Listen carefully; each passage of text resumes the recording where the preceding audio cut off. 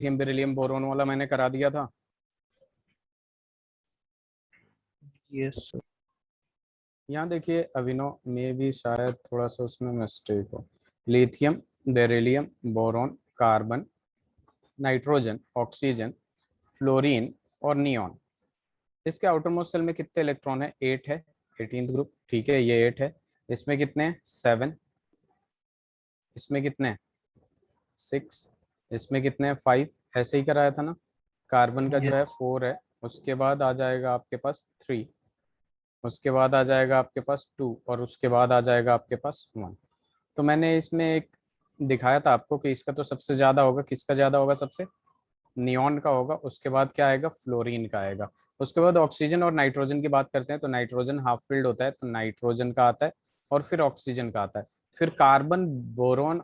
Carbon और boron में carbon का ज्यादा होगा क्योंकि लेफ्ट टू राइट जब मूव करते हैं हम लोग तो आयोनाइजेशन एनर्जी इंक्रीज करता है। कार्बन बोरोन में कार्बन का होगा। बोरोन और बेरिलियम की जब बात करें तो बेरिलियम का होगा क्योंकि यहाँ पे जो पेनेट्रेशन पावर होता है SPDF या closeness to the nucleus S में होता है। इसका कॉन्फ़िगरेशन जब हम लोग करते हैं तो 1:2 2:2 2p सॉरी 2:2 तक होता है। और यहाँ पे जब कॉन्फ़िगरेशन करते हैं बोरोन की तो यहाँ पे क्या आएगा? 1:2 2:2 2p1। ठीक है, तो बेरिलियम का ज्यादा होता है फिर बोरोन का। उसके बाद किसका होता है? लिथियम का होता है। क्लियर है अभिनव? सर। ये करवा चुका था मैं। ये क्या है? आपका फर्स्ट आयोनाइजेशन एनर्जी है। ठीक है, तो यहाँ पे मैंने एक ट्रिक बताया था आपको कि ये देखिए ये सबसे पहला वाला क्या आ रहा है? 8 आ रहा है। फिर दूसरा वाला क्या आ रहा है? 7 आ रहा है। फिर 7 और 6 और 5 में पहले 5 आ रहा है फिर 6 आ रहा है। उसके बाद आ रहा है 4 और उसके बाद आ रहा है 2 3 1। तो ये नंबर भी अगर ध्यान में रखें आप और सबके जो आउटर मोस्ट सेल में चेक करेंगे इलेक्ट्रॉन उसी हिसाब से ये डिवाइड कर दीजिएगा। ये 8A ग्रुप का है, ये 7A ग्रुप का है, ये 6A ग्रुप का है, ये 5A ग्रुप का है। और इस नंबर के हिसाब से अगर आप अरेंजमेंट कर दिए तो सबसे ज्यादा आयोनाइजेशन एनर्जी 8 का। फिर ये डिक्रीजिंग ऑर्डर में। क्लियर है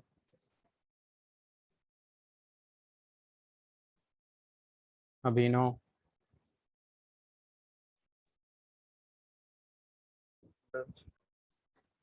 तो एक काम करिए आप सेकेंड आयोनाइजेशन एनर्जी ऑफ इसको आपको क्या करना है? अरेंज करना है। सेकेंड आयोनाइजेशन एनर्जी कराया था इनका lithium beryllium boron carbon nitrogen का यस सर। नियॉन। जब सेकेंड आयोनाइजेशन एनर्जी की बात करेंगे, ठीक है, मैं बस रिवाइज थोड़ा सा करा देता हूँ। तो ऑलरेडी इसमें से एक इलेक्ट्रॉन लूज हो चुका होगा, होगा कि नहीं?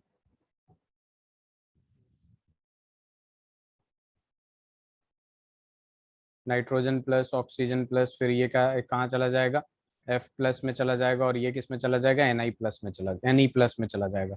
फिर से यहाँ पे हम लोग चेक कर लेंगे नियॉन किस में है। इसके आउटर मोस्ट सेल में 7 हो गया। इसके आउटर मोस्ट सेल में 6 हो गया। इसके आउटर मोस्ट सेल में 5 हो गया। इसके आउटर मोस्ट सेल में 4 हो गया। इसके आउटर मोस्ट सेल में 3 हो गया। इसके आउटर मोस्ट सेल में 2 हो गया। और इसके आउटर मोस्ट सेल में 1 हो गया। और इसके आउटर मोस्ट सेल में कितना हो गया? 2। 2 हुआ कि नहीं? लिथियम में कितना हुआ? 2 हुआ। 2 हुआ यानी इसका जो कॉन्फ़िगरेशन होगा 1:2 होगा विच मीन्स कि ये नोबल गैस कॉन्फ़िगरेशन अचीव कर लिया हीलियम का। तो ये 8th ग्रुप का हो जाएगा, 18th ग्रुप का हो जाएगा कि नहीं? यस तो अगर इसको हमें अरेंज करना है तो सबसे ज्यादा किसका आएगा? यही तो नंबर था ना, 8 7 5 6। ठीक है, 8 7 5 6 4 2 3 1 4 2 3 1। तो Li प्लस कर दीजिए। उसके बाद 7 पे चले जाइए तो Ne प्लस हो जाएगा। फिर 8 7 उसके बाद 6 क्या है? 5 है। तो 5 वाला कौन है? O प्लस है। ये आपका हाफ फील्ड हो गया रहेगा। फिर क्या है? 6 है। 6 पे आइएगा तो फ्लोरीन प्लस में आ जाएगा। उसके बाद क्या है? फोर्थ फोर्थ पे आइएगा तो N प्लस में चला गया रहेगा। उसके बाद 2 पे आइए, 2 पे कितना है? बोरोन प्लस है तो बोरोन प्लस डाल देंगे। फिर 3 पे आइए, 3 पे क्या है? C प्लस है। ठीक है, और फिर आपका 1 1 कौन है? Beryllium plus. हो जाएगा कि नहीं? यही बताया था ना मैंने। तो ये नंबर मैजिकल नंबर जिनको ध्यान में रखना है। ठीक है कॉन्सेप्ट के साथ यस चलिए, अब हमारे पास जो नया टॉपिक आता है ये भी क्लास 11th में पढ़ चुके हैं आप। इलेक्ट्रॉन गेन एंथैल्पी, जब इलेक्ट्रॉन गेन एंथैल्पी की बात होती है, विच मीन्स EGE, ठीक है। तो सबसे पहले हम इसको डिफाइन कर लेते हैं। एक्चुअल में इलेक्ट्रॉन गेन एंथैल्पी क्या होता है ये बता रहा हूं मैं।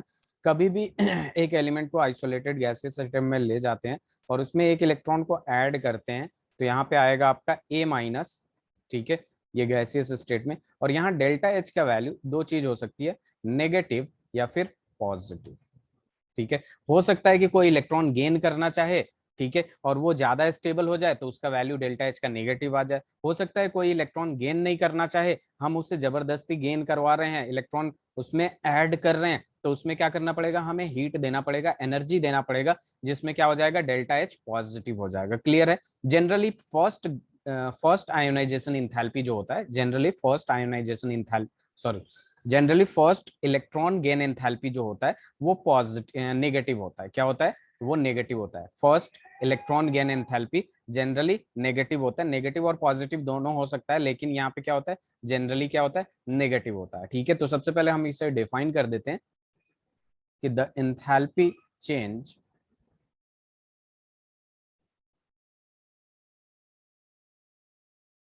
when an electron is when an electron is added to isolated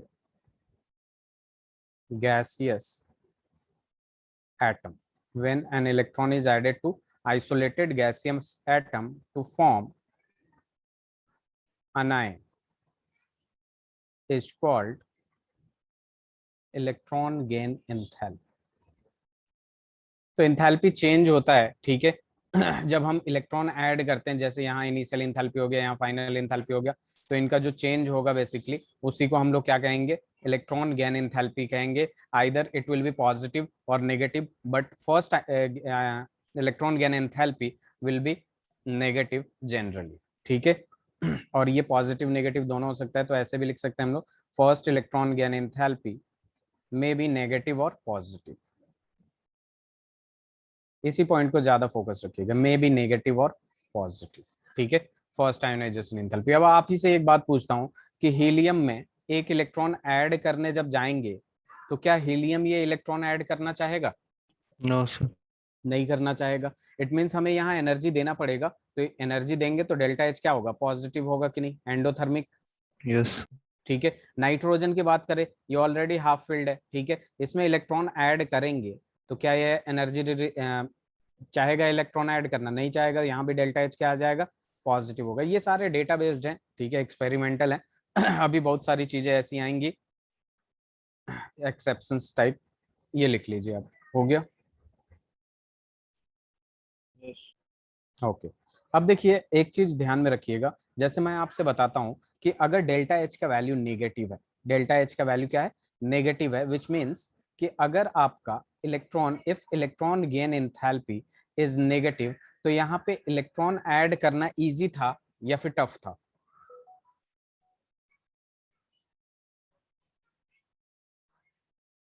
sir negative है तो इजी था। इजी था। तो इलेक्ट्रॉन गेन एंथैल्पी अगर नेगेटिव आ गया, then addition of electron, addition of electron is easy, easier, ठीक है। अब देखिए यहाँ क्या होगा, जितना ज्यादा डेल्टा एच नेगेटिव होगा, जितना इलेक्ट्रॉन गेन एंथैल्पी नेगेटिव होगा, उतना इजिली ऐड होगा, होगा कि नहीं? यस। तो हम ऐसे लिख सकते हैं, more negative value of electron gain enthalpy then addition of electron is relatively more easier, relatively more easier, ठीक है। और वहीं पे अगर if electron gain enthalpy is positive, अगर इलेक्ट्रॉन गेन एंथैल्पी आपका पॉजिटिव हो गया, तो एडिशन ऑफ इलेक्ट्रॉन क्या हो जाएगा, टफ हो जाएगा, इलेक्ट्रॉन इज डिफिकल्ट। तो ये क्लियर है।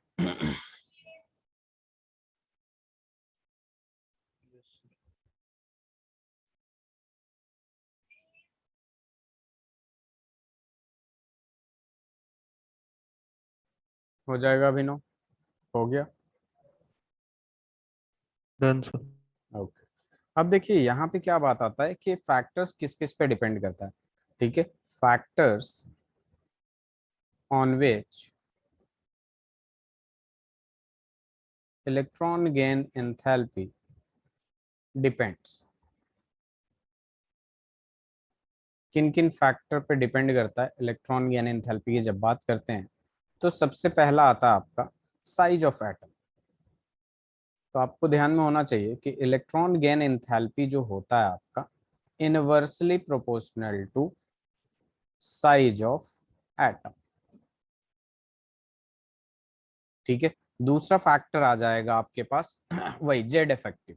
तो जेड इफेक्टिव की जब बात होती है, जेड इफेक्टिव का मतलब क्या होता है? Nuclear charge. तो जितना ज्यादा न्यूक्लियर चार्ज होगा, पॉजिटिव चार्ज होगा, उतना ही ज्यादा इलेक्ट्रॉन गेन एंथैल्पी होगा।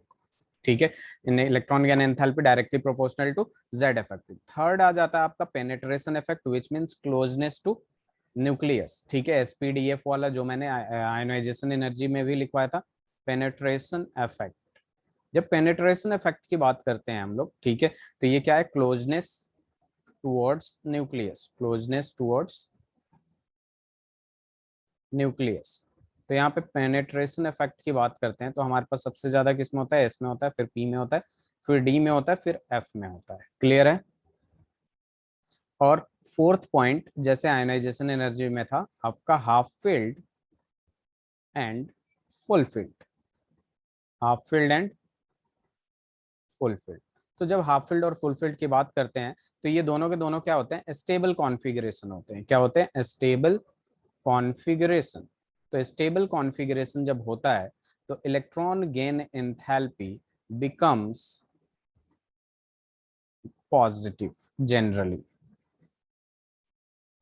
जनरली क्या होता है? ये पॉजिटिव हो जाता है। ठीक है, which means addition of electron is difficult, which means addition of electron is difficult. Clear है?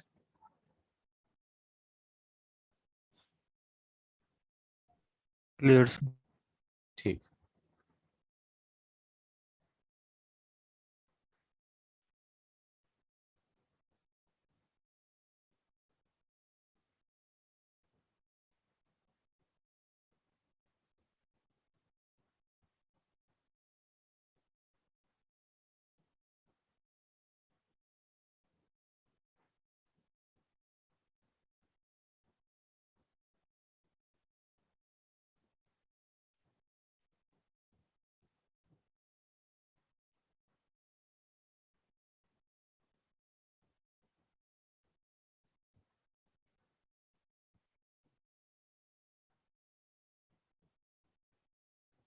हो गया, लिख लिया आपने?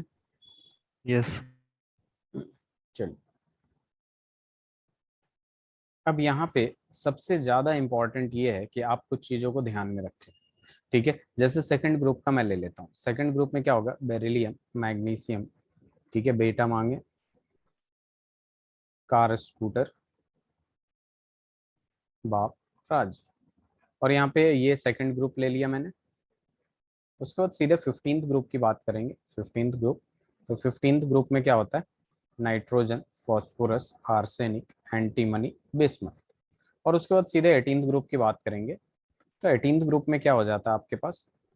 Helium, neon, argon, potassium, sorry, argon, krypton, xenon and then radon. एक बात हमेशा ध्यान में रखिएगा, इनको ध्यान में रखना ही रखना है। ये पूरा 18th ग्रुप है, तो इसका जो फर्स्ट इलेक्ट्रॉन गेन इंथैल्पी जो होता है वो पॉजिटिव होता है। इस 15th ग्रुप में नाइट्रोजन का भी पॉजिटिव होता है। पता है क्यों? क्योंकि छोटा साइज होता है, जबकि फास्फोरस का नेगेटिव होता है, रिलेटिवली लोअर होता है। ठीक है, नेगेटिव होता है, इसका पॉजिटिव होता है। और इनमें इन दोनों का पॉजिटिव होता है। तो अगर इसको आप लोग आप ध्यान में रखेंगे, 18th ग्रुप के सारे एलिमेंट्स ये पॉजिटिव हैं, ये तो पता ही है। नाइट्रोजन का पॉजिटिव होता है, बाकी नहीं होता है, ठीक है। यहाँ बेरिलियम और मैग्नीशियम का पॉजिटिव होता है, ठीक है। एक्चुअल में साइज जब बड़ा होता है तो इलेक्ट्रॉन जो आते हैं वो इजिली आ जाते हैं। जब छोटे साइज में क्या हो जाता है, रिपल्सन एंड इलेक्ट्रॉनिक रिपल्सन बहुत ज्यादा हो जाने की वजह से वो उसमें जाता नहीं है, तो एनर्जी देना पड़ता है, जिसकी वजह से ये पॉजिटिव आ जाता है, ठीक है। क्लियर है, तो इनको ध्यान में रखना है कौन पॉजिटिव है। दूसरी बात कि सेकंड इलेक्ट्रॉन गेन एंथैल्पी जो होता है is always positive, is always positive. Second ionize electron gain enthalpy जो होता है वो हमेशा के हमेशा क्या होते हैं, पॉजिटिव होते हैं, इस बात को ध्यान में रखना है।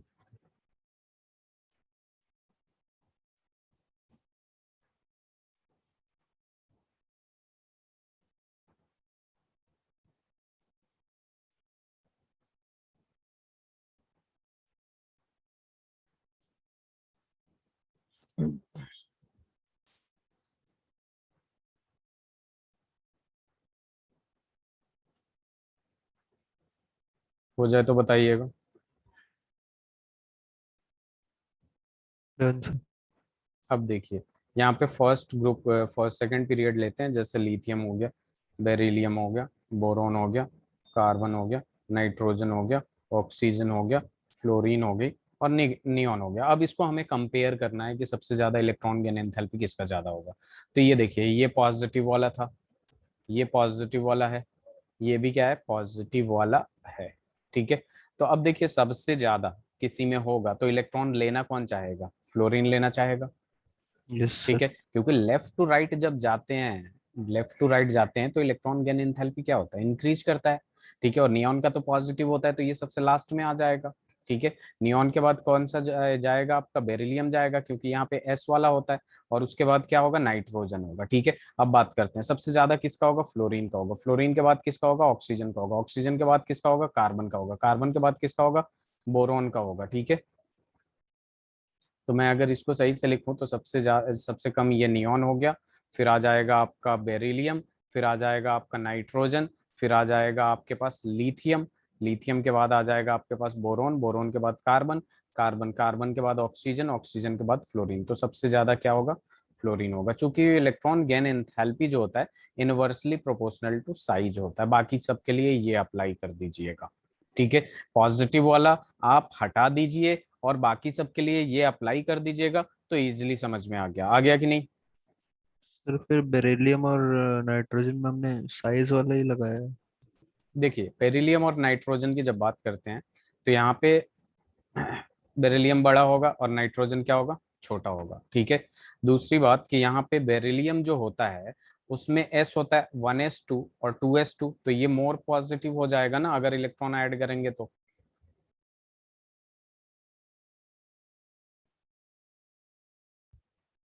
तो ये तो स्टेबल हो जाएगा ना फिर। स्टेबल, ये यहाँ पे 2p1 आ जाएगा ना, यहाँ पे इलेक्ट्रॉन ऐड कर रहे हैं, अच्छा यस सर।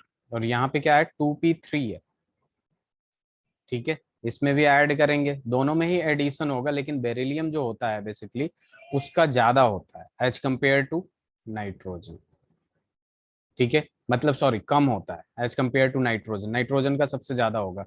एक पॉइंट और लिख लीजिएगा यहाँ पे, ठीक है। अगर इसमें कुछ ये आ रहा है तो एक काम करिए, इसे लिख लीजिए, उसके बाद मैं एक पॉइंट लिखवा देता हूँ। यस सर लिख लिया।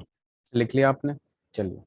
यहाँ पे ऑर्डर ऑफ स्टेबिलिटी देखा जाए, ठीक है। यहाँ पे order of electron gain enthalpy देखिए, order of electron gain enthalpy, order of electron gain enthalpy जो होता है ना वो NS2 NP3 का greater than NS2 greater than NS2 NP6 होता है। तो इस वजह से इसका ज्यादा है, इसका इससे है, इसका ये है। अब समझ में आया, ये वाला ऑर्डर होता है अगर इलेक्ट्रॉन गेन एंथैल्पी की बात करें तो। इससे ध्यान में रखिएगा।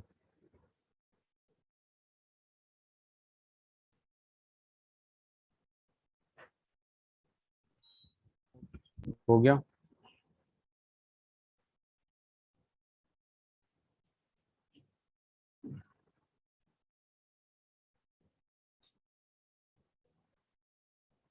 Done. डन। तो इससे ध्यान में रखिएगा आप, तो ये वाला तीनों क्लियर हो जाएगा कि electron gain enthalpy half field का ज्यादा होता है, उसके बाद ये एसपीडीएफ वाला देखते हैं, S2 वाला, और फिर फुल फील्ड का। अब देखिए यहाँ पे कुछ सवाल है। सवाल क्या है, सेकंड पीरियड और थर्ड पीरियड की बात हो रही है, ठीक है। तो यहाँ पे हम बेसिकली नाइट्रोजन वर्सेस फॉस्फोरस में कंपेयर करेंगे किसका electron, first electron gain enthalpy की बात हो रही है अविनो, ठीक है। Nitrogen versus phosphorus, oxygen versus sulphur, carbon versus silicon, and fluorine versus chlorine. इसको अरेंज करिए जरा, नाइट्रोजन और फॉस्फोरस में किसका ज्यादा होगा, एंड हीलियम वर्सेस नियो।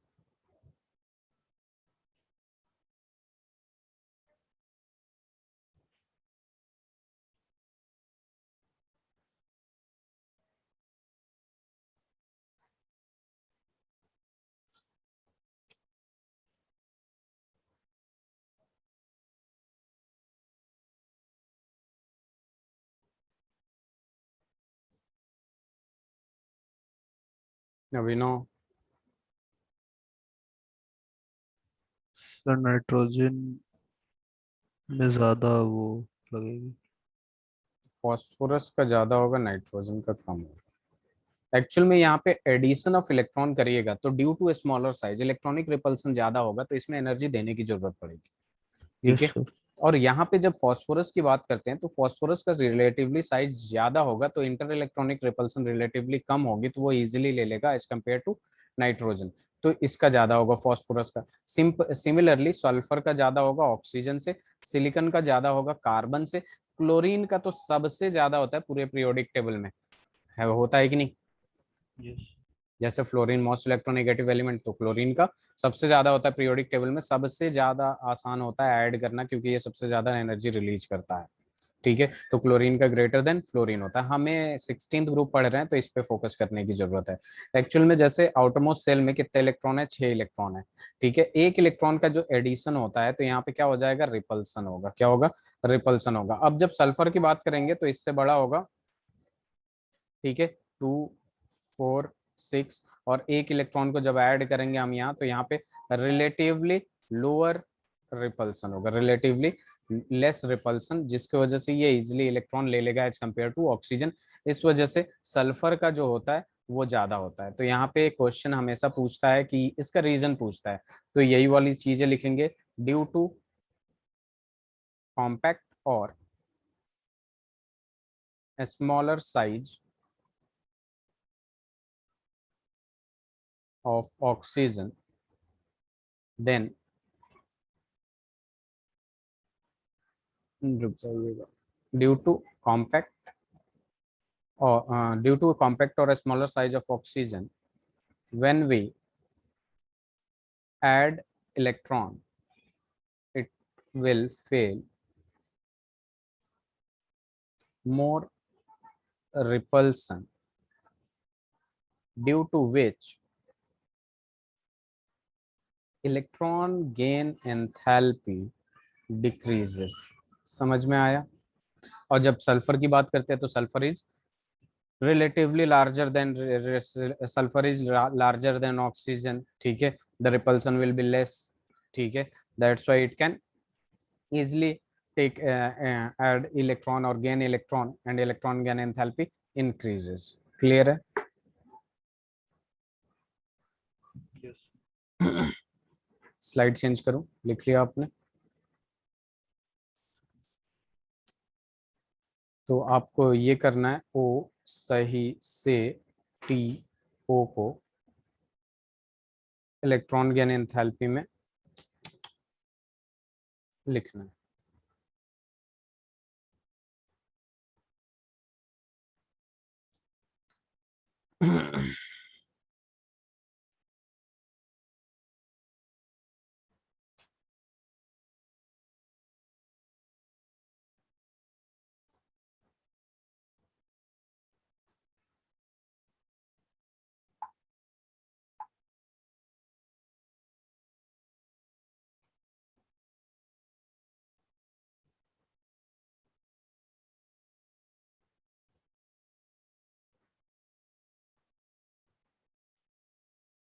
हो गया।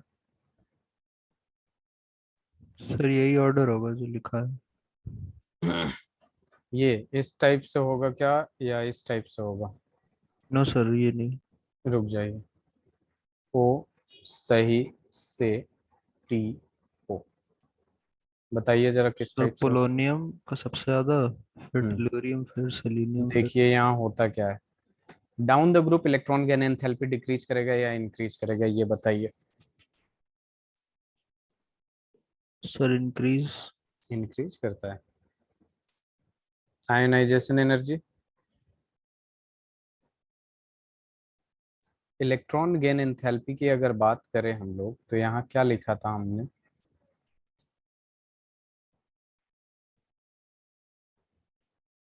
यही लिखा था ना हमने, अगर यस सर, निगेटिव की डिक्रीज। बात करें। तो डाउन द ग्रुप डिक्रीज करता है, ये क्लास 11th के पीरियोडिक टेबल में एनसीईआरटी में दे रखा है, ऐसे ऐसे एरो बना बना के।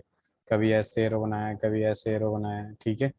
तो यहाँ पे देखिए होता क्या है कि यहाँ पे ऑक्सीजन का ज्यादा होना चाहिए सबसे, फिर इसका, फिर इसका, फिर इसका, फिर इसका होना चाहिए, ठीक है। लेकिन होता ये है कि सल्फर का ज्यादा होता है, ऑक्सीजन का साइज छोटा हो जाता है, जिसकी वजह से सल्फर का ज्यादा होता है, ठीक है। अब ये जो ऑक्सीजन होता है ना, इतना ज्यादा रिपल्सन होता है कि इसका सबसे कम हो जाता है, ठीक है। तो ये सही से टी हो और उसके बाद ही आता है ऑक्सीजन, क्योंकि साइज काफी छोटा होता है। समझ में आया? यस।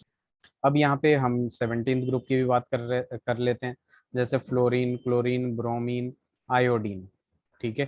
तो यहाँ पे भी देखिए ये सारे के सारे डेटाबेस है। अब इसमें ट्रिक वगैरह लगा के याद रखना पड़ता है हमें, ठीक है। चीजें यहाँ पे क्या होता है, क्लोरीन का तो सबसे ज्यादा होगा, ठीक है।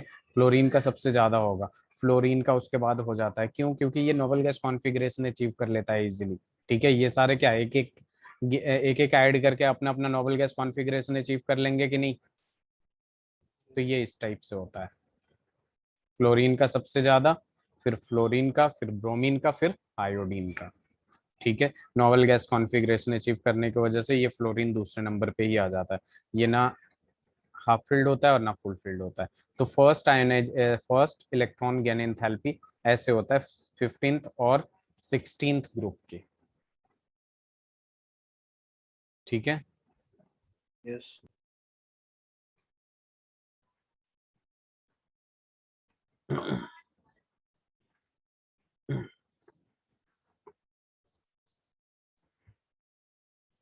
लिख लिया आपने? यस। Very good. टॉपिक डालेंगे केमिकल प्रॉपर्टीज, ठीक है। तो ये केमिकल प्रॉपर्टीज ऑलरेडी हमने पढ़ भी रखा है, ठीक है। लेकिन यहाँ पे दोबारा दोबारा पढ़ेंगे केमिकल प्रॉपर्टीज। जब केमिकल प्रॉपर्टीज की बात करेंगे हम लोग, तो सबसे पहले बात आता है यहाँ पे oxy acids of sulphur, oxy acids of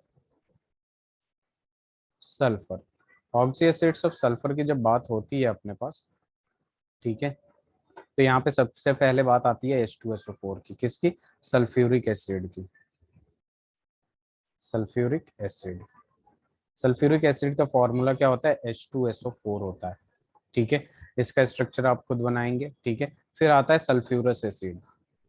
sulphurous acid का फॉर्मूला बताइए जरा जल्दी। Sir SO3।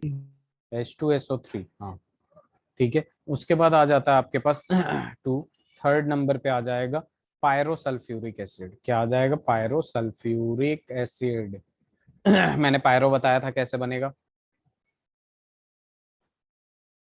याद है अभिनव? O7, H2H2O7। हाँ, वो H2SO7 बनता कैसे? सल्फ्यूरिक एसिड की बात हो रही है, तो H2SO4 लेंगे, इसका 2 मोल ले लेंगे, और इसमें से क्या रिमूव कर देंगे अभिनव? H2O।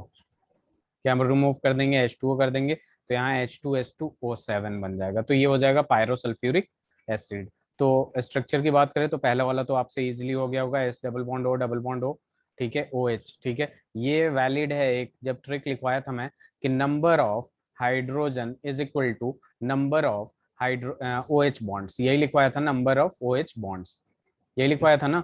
ये except for oxy acids of sulphur था, except for oxy acids of sulphur, यानी ये sorry, except for oxy acids of phosphorus, except for oxy acids of phosphorus, यानी सल्फर के लिए ये वैलिड होता है। ठीक है, अब देखिए इसका जब स्ट्रक्चर बनाना हो H2SO3 का, तो S डालेंगे, डालेंगे कि नहीं। अब यहाँ H2SO3 है बेसिकली, तो यहाँ पे एक OH आ जाएगा, यहाँ पे एक OH आ जाएगा। अब बचा एक और OH, यहाँ पे डबल बॉन्ड O आ जाएगा और यहाँ लोन पेयर रह जाएगा, रह जाएगा कि नहीं। यस। अब H2S2O7 का आप बनाइए।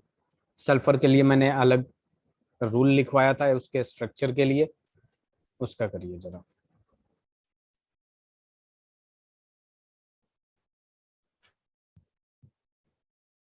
Yes sir, done sir. हाँ, कैसा बना आपने। यहाँ पे कौन सा मेथड लगता है सल्फर के लिए, मैंने बताया था ऑक्सीडेशन नंबर मेथड लगाने को। और दो ऑक्सीडेशन सल्फर। Number method. हाँ, एक मिनट, तो आपने कैसे किया, आपने ऐसे कर दिया, ये स्ट्रक्चर याद है या बाई रूल SOS। जा रहे हैं आप। SOS आ जाएगा, वेरी गुड।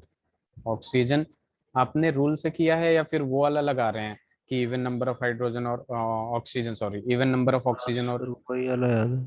नहीं, तो वो तो फॉस्फोरस के लिए था ना। सल्फर के लिए मैंने ऑक्सीडेशन नंबर बताया था, जिसमें मैंने ये लिखा था कि सल्फर का मैक्सिमम ऑक्सीडेशन स्टेट बता दीजिए जरा। +6 होता है, यस सर। और जब +6 आएगा आपका, जब +6 आएगा आपका, तो AO टाइप बनेगा। ठीक है, जब लेस देन +6 आएगा, जब लेस देन +6 आएगा, ठीक है, तो SS बना ले, AA बना लेगा, बॉन्ड बना लेगा। जब मोर देन +6 आएगा, तो AOO टाइप बनाएगा। याद आया, ये वाला ध्यान में रखना है, क्योंकि अगर फॉस्फोरस का कहीं अप्लाई करेंगे तो गलत भी हो सकता है। ठीक है, क्योंकि वहां पे फॉस्फोरस में थोड़े टाइम बाद जब मोर देन टू क्या आ जाते हैं, सेंट्रल एटम आ जाते हैं, तो वो साइक्लिक स्ट्रक्चर बना लेता है। यहाँ पे मोर देन 2 सेंट्रल एटम दिखेंगे, लेकिन वो साइक्लिक नहीं बनाएगा। तो यहाँ AOA टाइप बनाया आपने, बिल्कुल सही बनाया है। क्या स्ट्रक्चर क्या बनाया आपने, एक मिनट। स्ट्रक्चर आपका हो जाएगा SOS और double bond O, double bond O, double bond O, double bond O, और 2H है तो OH लगा देंगे। यही बना है ना। ठीक है अभिनव, यस सर। चलिए स्लाइड चेंज करता हूँ। अब देखिए ये अभी अभी जो अभी मैं लिखवाने वाला हूँ वो आपके IIT जैम के पेपर में आया था, मास्टर्स के पेपर में आया था। ठीक है, इसका स्ट्रक्चर नहीं पूछा था, बेसिकली फॉर्मूला पूछ दिया था। कैरोज एसिड कहते हैं, या फिर पर ऑक्सो, मोनो सल्फ्यूरिक एसिड। इसका जो फॉर्मूला होता है बेसिकली पर ऑक्सो मोनो सल्फ्यूरिक एसिड, या कैरोज का जो बात करते हैं। मोनो सल्फर है यानी एक एस, ठीक है, पर ऑक्सो होगा, ठीक है, ये बेसिकली H2SO5 हो जाता है। ठीक है, H2SO5 हो जाता है। अब देखिए इसमें होता क्या है, एस हो जाएगा यहाँ। ठीक है, यहाँ पे जब एस का आप निकालिएगा, तो एक्स जो होगा ना वो कितना आ जाएगा, +8 आएगा, आएगा कि नहीं अभिनव।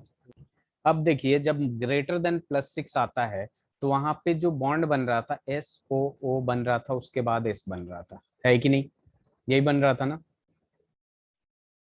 Yes sir. लेकिन यहाँ पे एक ही S है, लेकिन पर ऑक्सो नाम दिया है ना, इसका मतलब ये तो रहेगा ही रहेगा, पर ऑक्सो की बात किया है तो। ठीक है, अब देखिए ये O लगा दिया मैंने, 2 हाइड्रोजन है तो OH देख लीजिए, आपका 2 OH आ गया।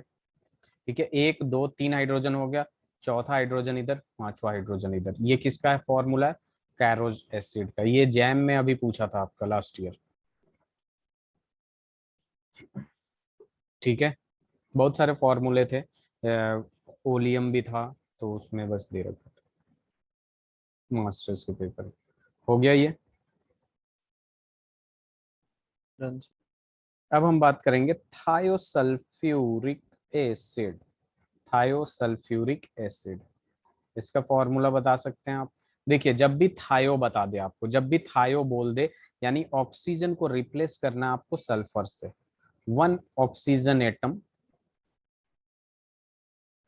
Replace by 1 sulphur atom. यानी सबसे पहले हम क्या करेंगे, सल्फ्यूरिक एसिड का फॉर्मूला लिख देते हैं। S double bond O, double bond OH, बीच वाले को नहीं हटाएंगे। अब यहाँ पे बचा, तो हम क्या कर देंगे, S डबल बॉन्ड O, यहाँ OH लिख दिया। यहाँ OH लिख दिया और ये डबल बॉन्ड S कर दिया मैंने, ये हो जाएगा थायोसल्फ्यूरिक एसिड। आपने ऑर्गेनिक में पढ़ा होगा कि अल्कोहल, थायो अल्कोहल या थायोल, ठीक है। अल्कोहल जो होता है बेसिकली आपका, ठीक है, वो क्या होता है, OH होता है। यहीं पे हम बात कर दे थायो अल्कोहल की, तो हमें क्या करना, ऑक्सीजन को रिप्लेस करना है S से, तो SH हो जाएगा थायो अल्कोहल, और अल्कोहल क्या होगा आपका, OH होगा। क्लियर है? यस। हो जाए तो बताइएगा, स्लाइड चेंज करेंगे।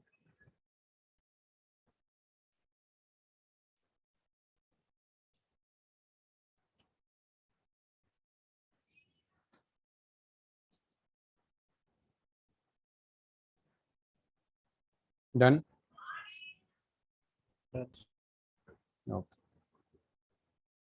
अब देखिए यहाँ पे क्या बात करेंगे, अब यहाँ पे आएगा मार्शल्स एसिड, या फिर इसका नाम होता है पर ऑक्सो डाइसल्फ्यूरिक एसिड। तो नाम डाइसल्फ्यूरिक एसिड, तो इसका जो फॉर्मूला होता है बेसिकली वो होता है आपका H2S2O8, ठीक है। तो यहाँ पे जो X आएगा +7 आएगा, तो ग्रेटर देन +6 है, तो यहाँ पे जो बॉन्डिंग होगी बेसिकली वो ए टाइप होगी, ठीक है। तो बस अब स्ट्रक्चर आप खुद ही ड्रॉ कर सकते हैं। SOOS, 2 ऑक्सीजन निकल चुका है, 2 हाइड्रोजन है, OH दोनों पे लगा देते हैं एक एक। अब यहाँ पे डबल बॉन्ड और डबल बॉन्ड हो, यहाँ पे डबल बॉन्ड और यहाँ डबल बॉन्ड, ये हो जाएगा।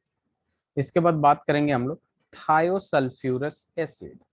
थायोसल्फ्यूरस एसिड, जब थायोसल्फ्यूरस एसिड की बात करते हैं तो यहाँ फॉर्मूला होता है H2S2O4,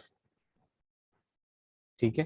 थायोसल्फ्यूरस एसिड, तो यहाँ पे बेसिकली होगा क्या, यहाँ SS बॉन्ड आ जाएगा, double bond O, double bond O, और यहाँ हो जाएगा OH और ये हो जाएगा OH, और यहाँ पे एक एक लोन पेयर रह जाएगा।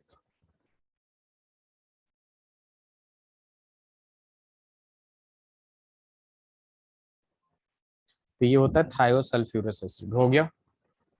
यस। अब देखिए, अब अपने पास यहाँ पे एक सीरीज आता है जिसको हम लोग लिखते हैं thionic acid series, thionic acid series लिखते हैं हम।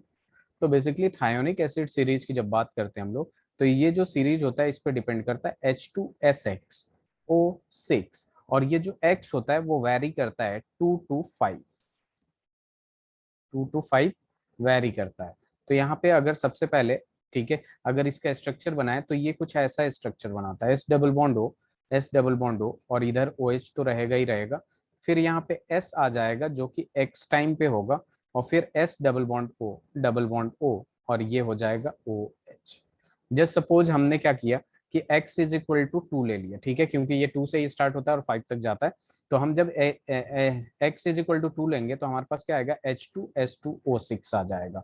अब इसका स्ट्रक्चर ड्रॉ करना है तो SS तो लगेगा ही लगेगा, double bond O, double bond O, double bond O, double bond O, ये तो आप कर भी सकते हैं, OH हो जाएगा, ठीक है। अब इसी में हमने क्या किया, X = 3 ले लिया, X = 3 लेते ही ये फॉर्मूला बन जाएगा H2S3O6, ठीक है। फिर से हम करेंगे तो S 3 हो जाएगा, यहाँ पे OH और यहाँ पे OH, और ये क्या हो जाएगा, double bond O, double bond O, double bond O, double bond O।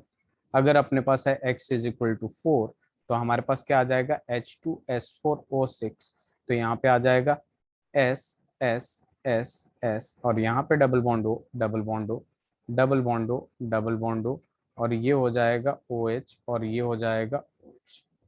ऐसे ही आप H2S5O6 का भी ड्रॉ कर लीजिए, H2S5O6।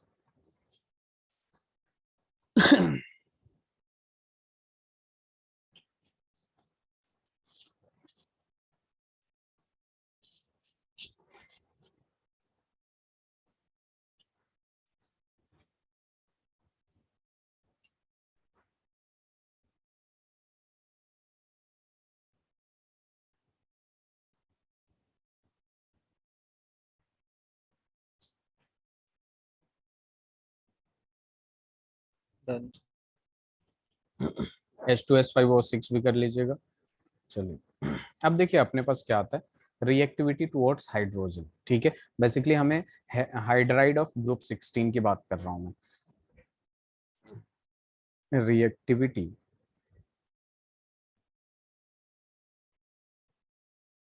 Towards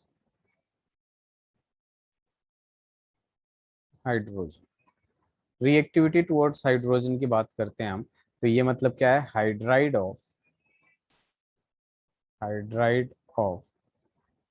group 16 element, hydride of group 16 elements. अब देखिए यहाँ पे क्या आता है कि जब देखेंगे तो हाइड्राइड कैसा बनाता है भाई, H2O बनाता है, H2S बनाता है, फिर H2SE बनाता है, फिर H2TE बनाता है, फिर H2PO बनाता है। ठीक है, तो यहाँ पे वही सारी बातें करेंगे, इसकी मेल्टिंग पॉइंट क्या होगी, बॉइलिंग पॉइंट क्या होगी। तो ये हाइड्राइड तो बनवा दिया मैं, अब इसकी बॉइलिंग पॉइंट बताइए किसकी ज्यादा होगी।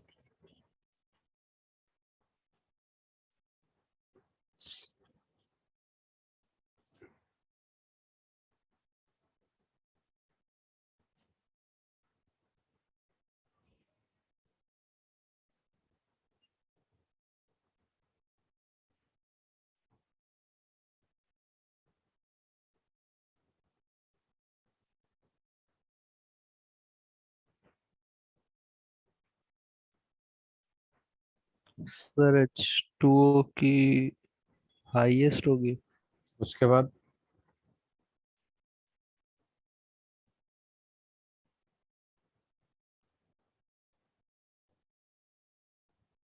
उसके बाद बताइए। सर एस दो पता है कि H2O की हाईएस्ट होगी और H2S की लोएस्ट होगी। देखिए एग्जैक्टली ये जो बॉइलिंग पॉइंट होता है, मैंने क्या बोला था, इसमें directly proportional to molecular weight, और मॉलिक्यूलर वेट होने की वजह से वंडरवॉल्स फोर्स ऑफ अट्रैक्शन भी क्या होता है, इंक्रीज कर जाता है। ठीक है, तो बेसिकली यहाँ पे H2PO की सबसे ज्यादा होनी चाहिए। ठीक है, लेकिन यहाँ पे due to hydrogen bonding, due to H bonding,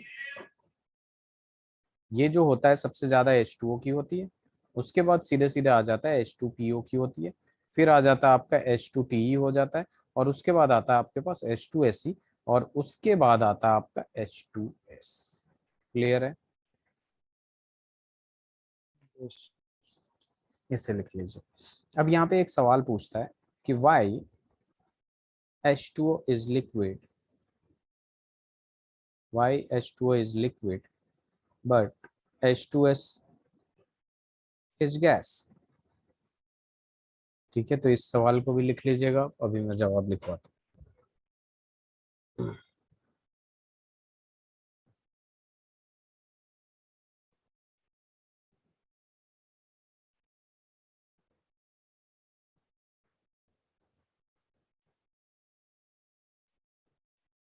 sir इसका आंसर तो ये बॉइलिंग पॉइंट से रिलेटेड है। हम्म, हाँ एक्चुअल में यहाँ पे क्या होता है, H2O में फोर्स ऑफ अट्रैक्शन ज्यादा होगा ड्यू टू हाइड्रोजन बॉन्डिंग, और वंडरवॉल्स फोर्स ऑफ अट्रैक्शन भी होगा। यहाँ पे नो हाइड्रोजन बॉन्डिंग होता है, जिसकी वजह से दूर दूर मॉलिक्यूल होते हैं, तो वो गैसियस में होता है और ये लिक्विड में होता है। तो इसी को यहाँ पे लिख देता हूँ मैं, पहले ये लिख लीजिए, नेक्स्ट स्लाइड में लिख लूंगा। लिख लिया आपने? यस। तो यहाँ पे हम लोग ऐसे लिखते हैं, कभी भी अच्छे से लिखिएगा तभी आपको नंबर मिलेगा। H2O is liquid but H2S is gas because H2O is associated through, because H2O is associated through hydrogen bond with a strong van der Waals force, van der Waals force of attraction, but there is van der Waals force of attraction तो H2S में होगा, but there is no hydrogen bonding in H2S, that's why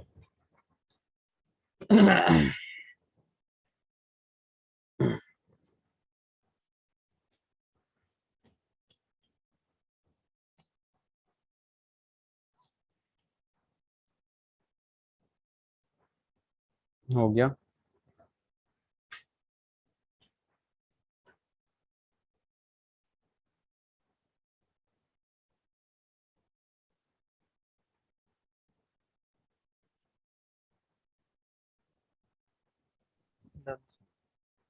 very good.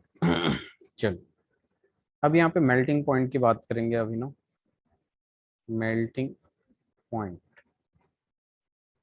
जब melting point की बात करते हैं हम लोग, ठीक है, तो आपको फिर से यही अरेंज करना है। H2O, H2S, H2Se, H2Te and H2P।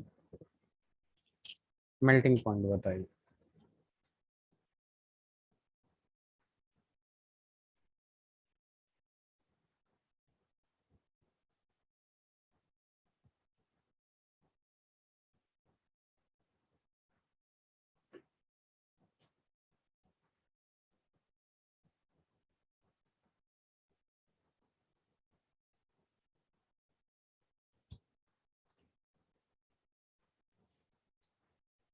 Sir सबसे ज्यादा H2O। H2O। देखिए मेल्टिंग पॉइंट भी क्या होता है, बेसिकली हम पॉलीमेरिक फॉर्म वगैरह देखते हैं, wonder walls, force of attraction देखते हैं, तो इसमें मेल्टिंग पॉइंट और बॉइलिंग पॉइंट दोनों ही सेम होता है। H2O का सबसे ज्यादा होगा, फिर आ जाएगा H2PO का ज्यादा होगा, फिर क्या आ जाएगा आपका H2TE का ज्यादा होगा, फिर क्या हो जाएगा आपका H2Se का होगा, और सबसे कम किसका होगा, H2S का होगा। ठीक है, यहाँ पे बेसिकली मॉलिक्यूलर वेट बढ़ता है। ठीक है, तो wonder walls force of attraction बढ़ता है। ठीक है, और ये यहाँ पे क्या हो जाता है आपका कि क्लोज पैकिंग भी होने लगता है। ठीक है, लेकिन H2O का ज्यादा होता है क्योंकि उसमें स्ट्रॉन्ग हाइड्रोजन बॉन्डिंग होता है, जिस वजह से इसका मेल्टिंग पॉइंट भी ज्यादा होता है। क्लियर है? यस। स्लाइड चेंज करो। यस। चलिए, अब देखिए यहाँ पे आता है, छोटी छोटी बातें हैं। ठीक है, मेल्टिंग पॉइंट, बॉइलिंग पॉइंट हो गया, फिजिकल प्रॉपर्टीज की बात कर रहे हैं।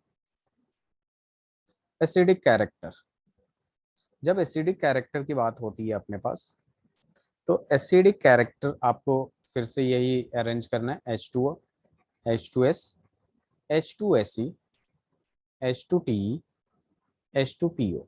बताइए जरा, एसिडिक कैरेक्टर किसका ज्यादा होगा?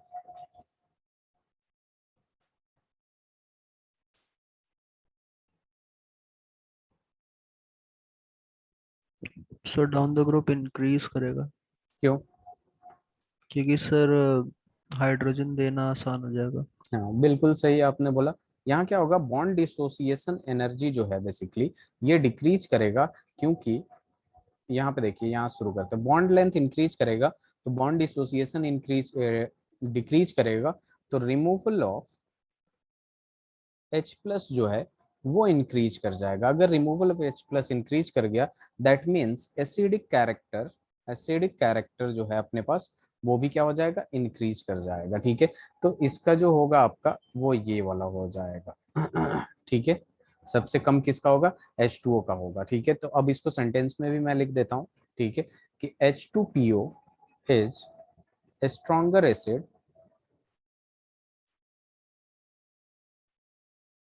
among hydride of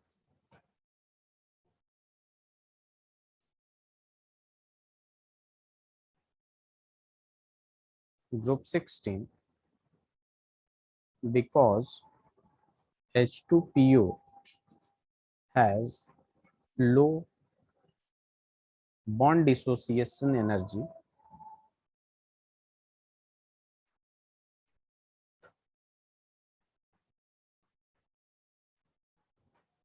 due to larger size of polonium. Bond length is larger. ठीक है, तो काफी आसान है अभिनव। यस। हो जाए तो बताइएगा।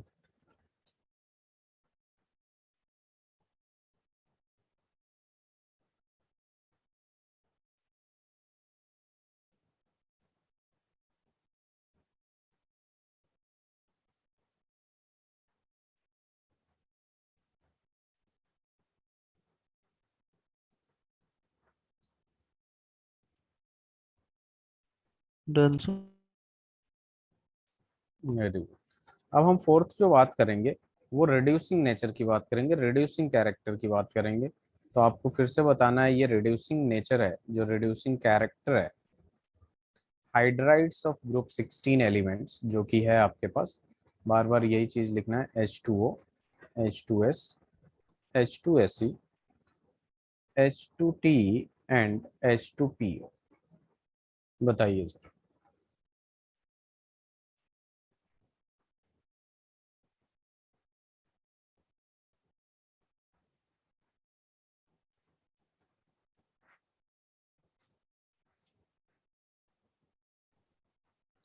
सर H2O तो रिड्यूसिंग एजेंट होता नहीं। हम्म। तो एक्चुअल में यहाँ पे भी जब देखेंगे हम लोग तो यही होगा, क्योंकि due to large size bond length increase करता है, तो यहाँ पे जो बॉन्ड होता है जैसे ई एच बॉन्ड मान लेंगे, तो जो जितना वीकर होगा वो उतना ज्यादा क्या होगा, स्ट्रॉन्गर होगा, रिड्यूसिंग कैरेक्टर होगा कि नहीं। यस। इसको इजीली तोड़ सकते हैं। तो यहाँ पे हम लोग एक पॉइंट लिख सकते हैं ऐसे कि यहाँ पे क्या होता है, it is stronger reducing agent because it has weaker EH bond due to larger size of polonium। तो ये E क्या रिप्रेजेंट कर रहा है, PO रिप्रेजेंट कर रहा है, ठीक है। अगर इसी में देख लें हम EH, यहाँ पे E जो बेसिकली अगर आप कहना चाहें तो वो सही से टीपो टाइप हो जाएगा, ठीक है। ये सारा रिप्रेजेंट कर रहा है। तो इस बॉन्ड को तोड़ना सबसे आसान किसमें है, पोलोनियम में है, जिसकी वजह से ये सबसे ज्यादा रिड्यूसिंग नेचर का होता है,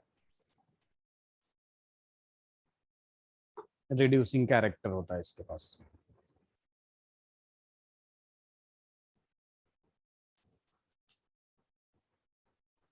सर हमने H2SO4 की बात कर ली है ना। H2SO4 अभी प्रिपरेशन मैंने नहीं कराया था ना उसका, कांटेक्ट प्रोसेस से। उसका ओजोन भी अभी हमने नहीं किया। नहीं, अभी एस्टिमेशन ऑफ ओजोन है, अभी नेक्स्ट क्लास में 16th खत्म हो जाएगा, 17th शुरू हो जाएगा, डोंट वरी। अभी ओके ये सर। अपने ओजोन का प्रिपरेशन है, थर्मोडायनेमिकली स्टेबल होता है, प्लस इसमें एस्टिमेशन ऑफ ओजोन है, SO2 है, SO3 है, ये सारी चीजें लिख लिया आपने। यस। अब देखिए दिव्यम यहाँ, सॉरी अभिनव, यहाँ पे आ जाएगा अपने पास, फटाफट लिखते जाइए। थर्मल स्टेबिलिटी किसकी बात कर रहे हैं, हर चीज पॉसिबल चीजें हम इसमें लिखवाते जा रहे हैं कि हाइड्राइड में जितनी भी चीजें हैं, ठीक है, ये H2O, H2S, H2Se, H2Te, H2PO, ठीक है। इनमें बताइए सबसे ज्यादा थर्मल स्टेबिलिटी किसकी होगी।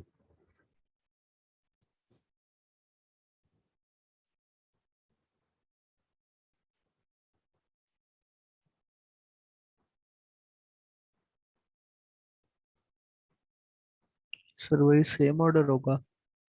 कौन सा। नहीं, अपोजिट हो जाए, H2 की हाईएस्ट। किसका ज्यादा होगा। Sir H2S। हाँ, सबसे ज्यादा इसका हो जाएगा, क्योंकि सबसे ज्यादा टाइम इसको लगेगा तोड़ने में, because of its higher bond energy, because of yes. Its, सबसे आसान पोलोनियम को तोड़ना होगा क्योंकि बॉन्ड लेंथ ज्यादा है तो इजीली टूट जाएगा, बॉन्ड स्ट्रेंथ घट जाता है, because of its higher bond energy. अब नेक्स्ट बॉन्ड एंगल की भी बात कर लेते हैं, bond angle and shape. Bond angle and shape में बता दीजिए, यही चीजें दोबारा लिखूंगा मैं।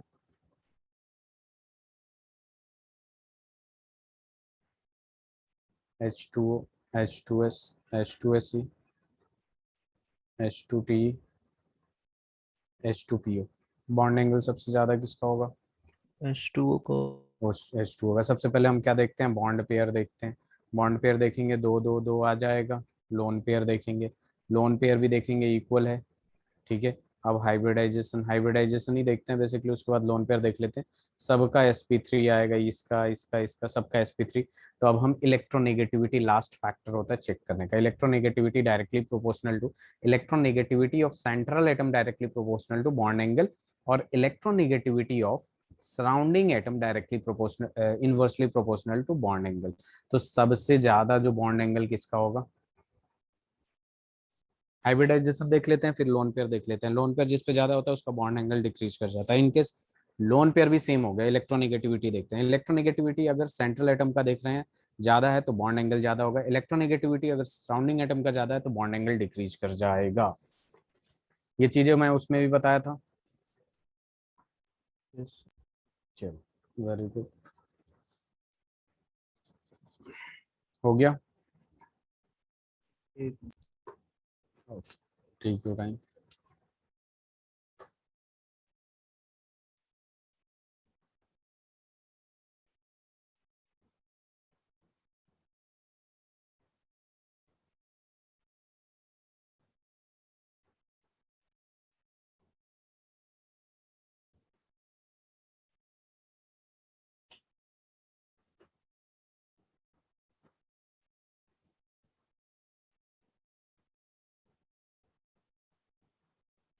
Done.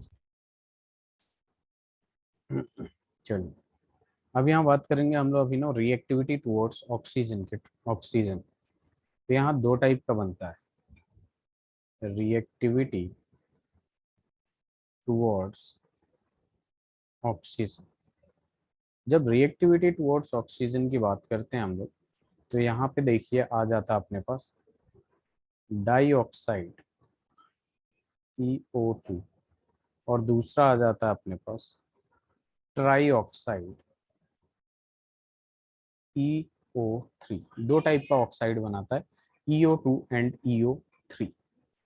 अब देखिए जैसे एग्जांपल ले लेंगे, SO2 हो गया, SeO2 हो गया, वैसे ही यहाँ पे बन जाएगा SO3 बन जाएगा, SeO3 बन जाएगा, एंड सो ऑन। ठीक है। यहाँ पे सबसे पहली बात पॉइंट लिखते जाइएगा नोट डाल के, कि यहाँ SO2 जो होता है आपका गैस होता है, SO2 is gas, but SeO2 और TeO2 जो होते हैं ये दोनों के दोनों सॉलिड होते हैं, आर सॉलिड्स। साइज बढ़ता है, वंडरवॉल्स फोर्स ऑफ अट्रैक्शन बढ़ता है, ठीक है, मॉलिक्यूलर वेट के साथ। दूसरा, as molecular weight increases, formation of pi bond, tendency of formation of pi bond decrease हो जाता है। ये आपको बताया था मैं 15th ग्रुप में भी। Tendency of formation of pi bond जो होता है आपका डिक्रीज हो जाता है, डिक्रीजेस। ठीक है। तो यहाँ से ये जब tendency of formation of pi bond decrease होता है ना, तो यहाँ पॉलीमेरिक नेचर इंक्रीज कर जाता है। कौन सा नेचर इंक्रीज करता है? पॉलीमेरिक नेचर इंक्रीज कर जाता है। नेचर में हर कोई स्टेबिलिटी चाहता है, ठीक है। तो पाई बॉन्ड का फॉर्मेशन डिक्रीज होता है, तो वो खुद को स्टेबल करने के लिए उसका पॉलीमेरिक नेचर इंक्रीज कर जाता है। क्लियर है?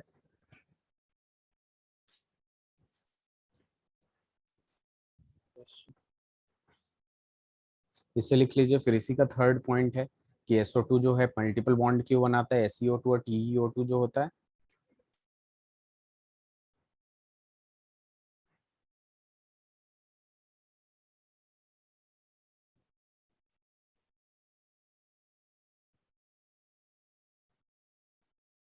Done. हो गया। चलो अब इसका वही सवाल पूछेगा कि SO2 जो है वो मल्टीपल बॉन्ड बनाता है, पाई बॉन्ड बनाता है, SeO2 वगैरह क्यों नहीं बनाता है। तो इसी पॉइंट के लिए है, due to smaller size of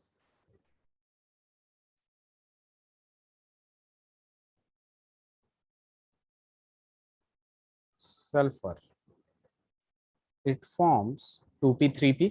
याद है pi bond, p pi p pi, second और थर्ड पीरियड के बीच में तो Yes. बन ही सकता है। It forms multiple bond, it forms multiple bond with oxygen, it forms multiple bond with oxygen, but ये सेलेनियम और टेलुरियम जो होता है basically do not form multiple bond, multiple bond with oxygen,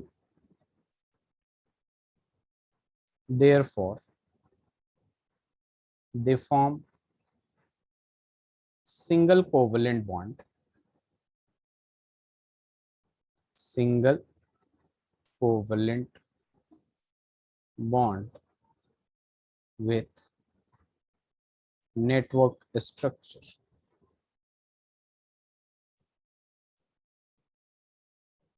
समझ में आया अभिनव? Yes sir.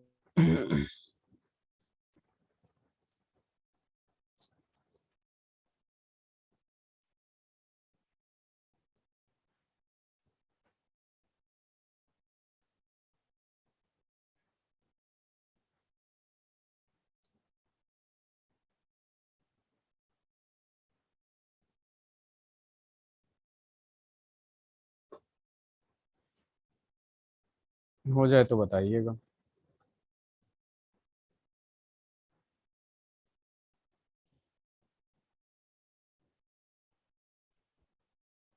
डन।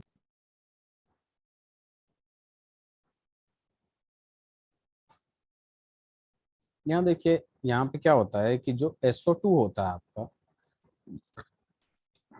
तो वो एक रिड्यूसिंग एजेंट होता है, is reducing agent.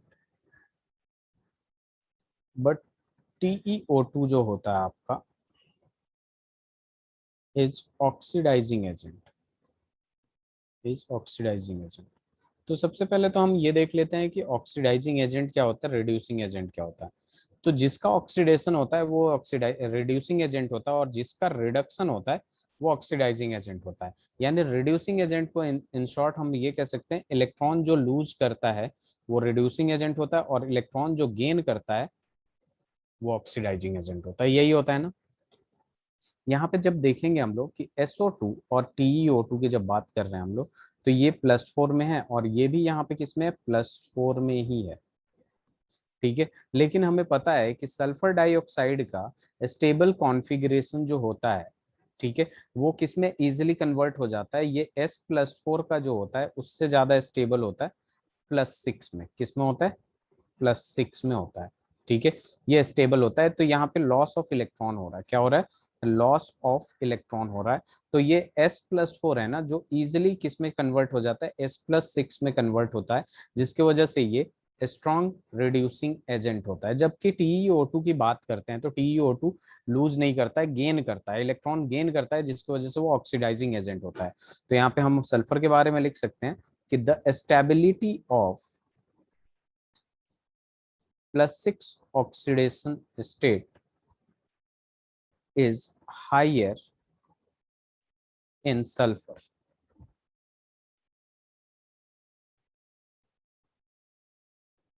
due to which it has tendency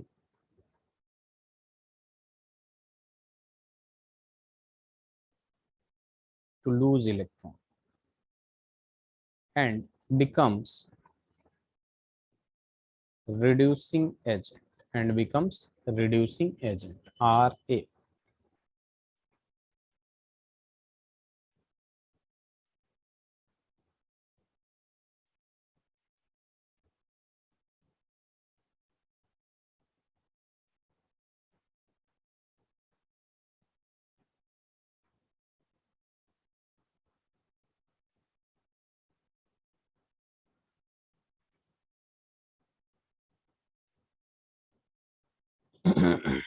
done.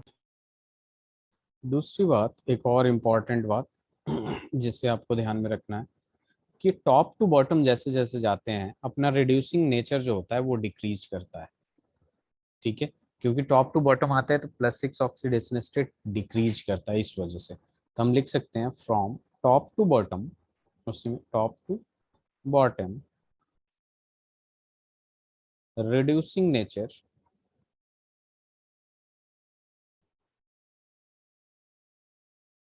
Decreases, reducing nature decreases. ठीक है, नेक्स्ट एक और पॉइंट लिख लीजिएगा, इंपॉर्टेंट है। All dioxide and trioxide, all dioxide and trioxide of group 16 are acidic in nature, acidic in nature। तो अगर बात करें हम यहाँ पे SO2 TeO2, एक मिनट रुक जाइए,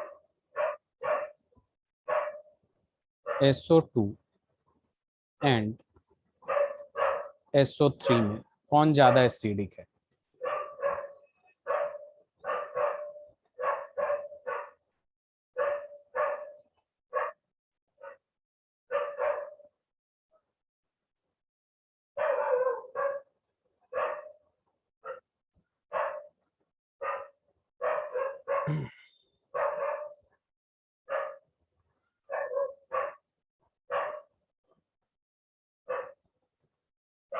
कौन ज्यादा एसिडिक होगा? SO2। नहीं, ये +6 में है, ये +3 में है, +4 में, सॉरी। जिसमें ज्यादा इलेक्ट्रोनेगेटिव पार्ट होंगे, ऑक्सीजन 3 3 है, जो जितना ज्यादा इलेक्ट्रॉन विड्रॉ करता है वो ज्यादा एसिडिक होता है कि नहीं? Yes.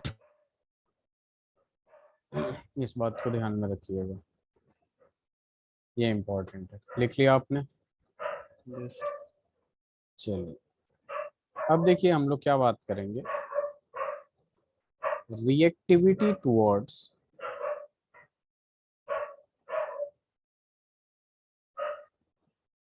Halogens. Reactivity towards halogens की जब बात करते हैं तो हम ऐसा भी लिख सकते हैं, हैलाइड्स ऑफ ग्रुप 17। ठीक है, तो यहाँ पे जो सबसे पहला आ जाता है अपने पास hexafluoride, tetrahalide, dihalide, monohalide, ये सारे हैलाइड बनाते हैं। ठीक है, इंपॉर्टेंट बात यह है कि SF6, HCl6, SH6, इनमें आपका SF6 तो आपने देखा है, HCl6 एग्जिस्ट नहीं करता, अनस्टेबल होता है हाईली, और SH6 भी एग्जिस्ट नहीं करता। ये एक्चुअल में ड्यू टू एस्टेरिक हिंड्रेंस होता है, हाइड्रोजन वाला भी अभी बताऊंगा मैं, ड्यू टू एस्टेरिक हिंड्रेंस। ठीक है, ये एग्जिस्ट नहीं करता है। ठीक है, नोट डाल के एक पॉइंट लिखेंगे, ठीक है, जो कि बहुत इंपॉर्टेंट है। SF6 जो होता है पॉसिबल होता है, SF6 is possible, but SBr6 हो गया, या SCl6 हो गया, या फिर Si6 हो गया, या फिर SH6 हो गया, ये सारे के सारे is not possible, is not possible. और SF6 क्यों पॉसिबल होता है, सबसे पहले इसकी बात करेंगे हम लोग। ठीक है, तो ये लिख लीजिए आप।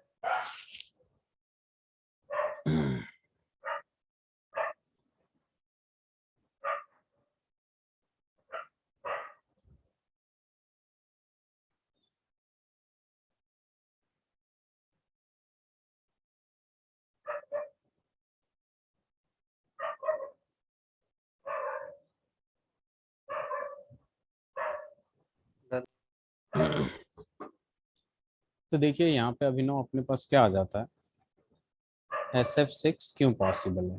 तो SF6 एक्चुअल में फ्लोरीन जो होता है हाईली इलेक्ट्रोनेगेटिव एलिमेंट होता है, प्लस फ्लोरीन जो होता है पावरफुल ऑक्सीडाइजिंग एजेंट होता है। ठीक है, ये दो फैक्टर की वजह से SF6 बनता है। तो यहाँ पे लिख देंगे कि since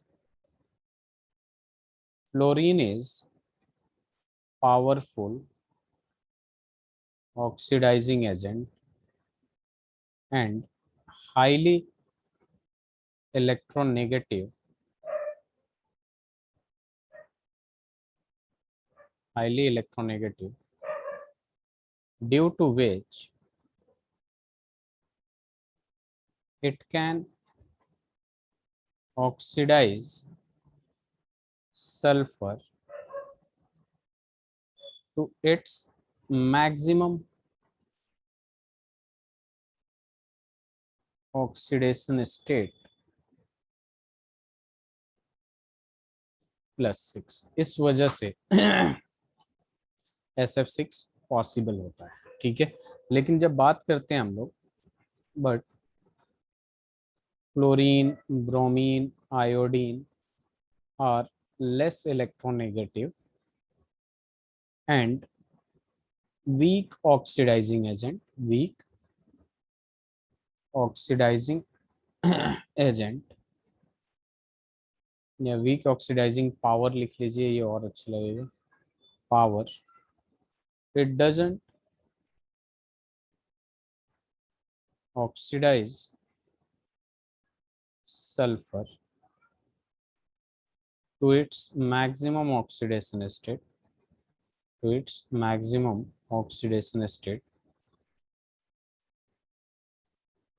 and other reason is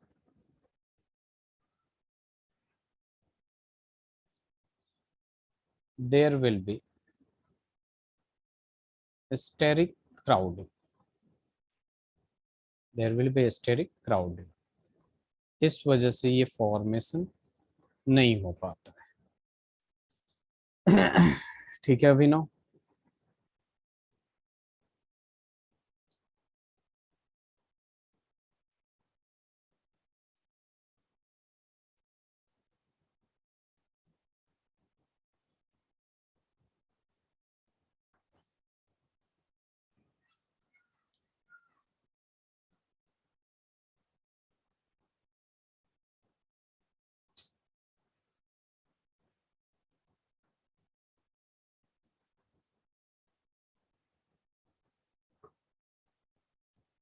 Abhinav done. चलिए, बाकी हम लोग नेक्स्ट क्लास में कंटिन्यू करेंगे। ओके सर वर्कशीट का क्वेश्चन था। जी बताइए। Give reason for the following. OF6 compound is not known. OF6, yes sir. ये इसकी बात कर रहे हैं क्या? OF6, yes sir. OF6 possible कैसे हो सकता है? सर उसमें रीजन मांगा है। हाँ तो वही तो मैं बोल रहा हूँ कि OF6 पॉसिबल कैसे हो सकता है। एक मिनट रुक जाइए। हाँ ये ओ सर एफ क्वेश्चन सिक्स की यही है बात, कि हाँ हाँ चलिए देखिए। पॉसिबल नहीं है।